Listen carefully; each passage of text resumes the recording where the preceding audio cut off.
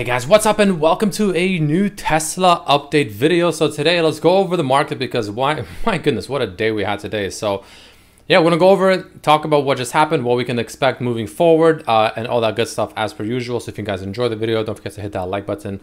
Let me know what you think, I guess, down below. Sometimes I regret saying that because every time I say that, there's some people just write probably the most idiotic things I've ever seen in my entire life. But nonetheless, I guess let me know what you think down below if you want. But yeah, let's just get into it. If you guys enjoy, also don't forget to hit the like button. I think I said that. But anyway, Tesla ending the day down 2.61%.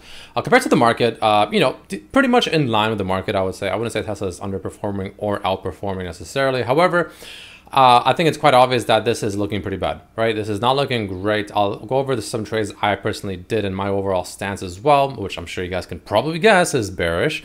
But nonetheless, we'll go over all that stuff. And yeah, we'll just talk about it, right? We'll see what we can expect moving forward. So the most important thing to notice, guys, is that I say in the 1 hour chart as a decent example here, pretty much any like decent time frame that shows like, like a medium-ish term movement, if you will, which in this case for medium, I've referred to like maybe the next week or two-ish. Maybe the next like week from here into like maybe end of next week, something like that. It's suggesting pain, a lot of pain is what it's suggesting. So first and foremost, right, I think the most obvious thing to look at here, guys, is going to be by far the fact that, I talked about this up channel that we were in, how, pretty much Tesla wants to hold this area around here, which it absolutely did not. It actually closed below it in this channel on the 1 hour, which is not good at all. So maybe we'll get a bit of a rally to, test the breakdown and then probably go even further. But this, in my opinion, is potentially the start of, the first major like leg, if you will, of just the overall drop that I've been kind of talking about, that I've been very patiently waiting for. So one thing to note also on top of this is the fact that, so you can use this red line right here as an example, but I'm sure you guys can notice, right? There's a very obvious thing happening, which if you've been watching my channel, you've been, following some stuff here and there that I've been saying, or maybe you've been learning or whatever, something right now, hopefully, maybe if you can pause the video, it's like a pop quiz, if you will, should be extremely very obvious to you guys that is just bad, right? The answer is quite simple. As Tesla was making higher lows on this channel while it's moving upwards, right? So it set a low here, a higher low here. I mean, even technically, assuming we bounce here, technically it's still a higher low. But with that being said and done, you can see the RSI ultimately is setting constant lower lows. So this was the first low I just showed you guys. This was the one that was higher on the chart, clearly lower here. And this one was the one we're pretty much at right now where we close, which is still technically on the chart higher than both of these right here, but on the RSI, substantially lower. This is just pure, absolutely just down the drain essentially, right? So that's something else to consider. And that's a bearish divergence, right? That I always talk about, bullish, bearish divergences, right? So this is really, really bad. This is suggesting that, yeah, in theory, of course, nothing is guaranteed, but it is suggesting that there should be a fair amount of pain coming up. Now, maybe even tomorrow, maybe Friday, but like just pretty much right around the corner. Could easily be as early as tomorrow. Either tomorrow or Friday. I'll be surprised if it's not one of those 2 days, like 100%. So that's something else to consider. Let's go back to the daily chart extremely quickly here. And we'll talk about the major things we care about. Still about the 21 emo. Pretty much got rejected by the green line on the Bollinger Band, so we'll probably come back to the white line, which will probably coincide with this overall red trend line, which is essentially, in my opinion, the last hope for Tesla, which I at this point expect Tesla to come down to this level, which will be pretty much somewhere around 293, 294, probably tomorrow. Honestly, tomorrow or Friday, I highly expect that to happen, and we'll see what happens there. I personally I strongly believe that we will breach below it, and we will ultimately start advancing down pretty quickly as well. That's just my opinion, of course. Not financial advice, make your own decisions, but this, in my opinion, right here, this red line is the final, okay, maybe not the final, but I would say it's the second last major defense, and then probably the final defense is going to be like this general level right here, because the second we pass under this level, this pattern that I talked about the other day, the double top on the overall time frame, it becomes much harder to ignore, let's just say that. Moving along, of course, we have the 50 and 200, still well below, or still well above it, but the moving averages, I meant to say, are well below where we are, which is good. So, like, ultimately, Tesla's still not looking, like, atrocious, but, I definitely think we're on our way to be looking like that. So, the 200 moving average is sitting at 295 as well. So, again, I strongly believe that we will be coming down to pretty much 295, 294, something like that.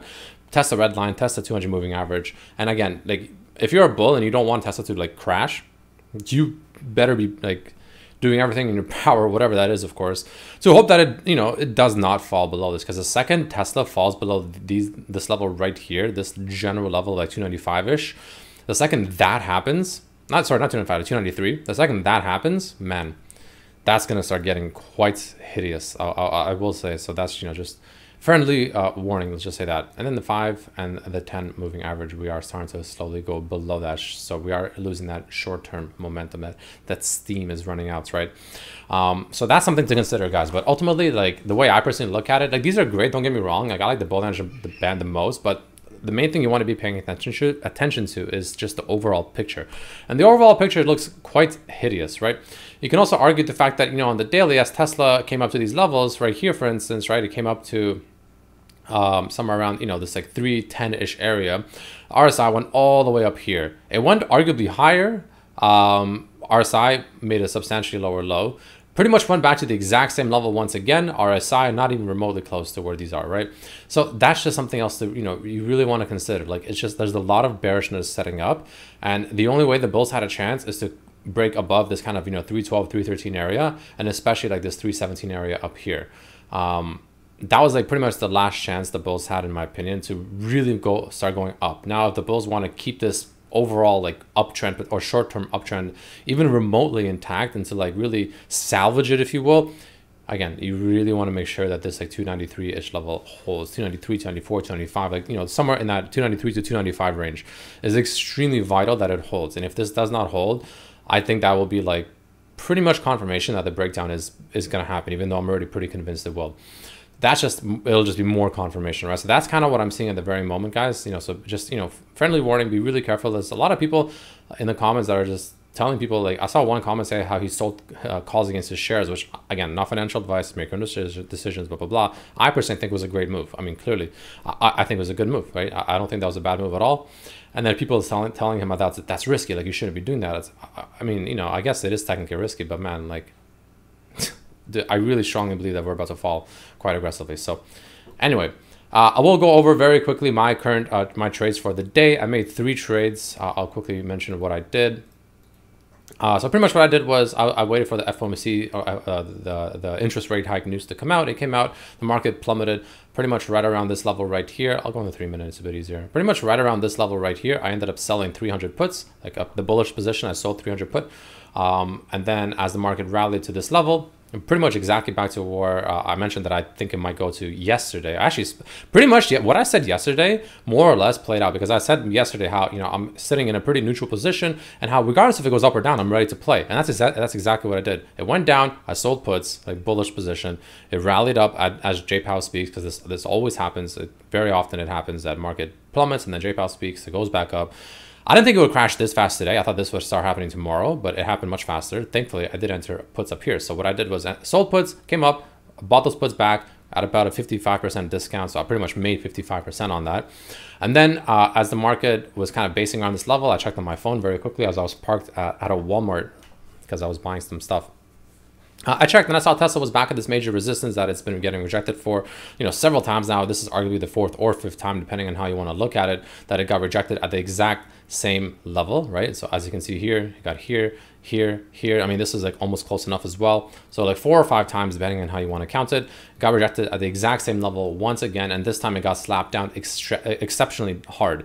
So thankfully over here, I did enter a put. I entered a October 21st put, which was a 305 put, which I am just going to be holding because I personally think that this is going to be printing quite aggressively. So I'm very excited for that.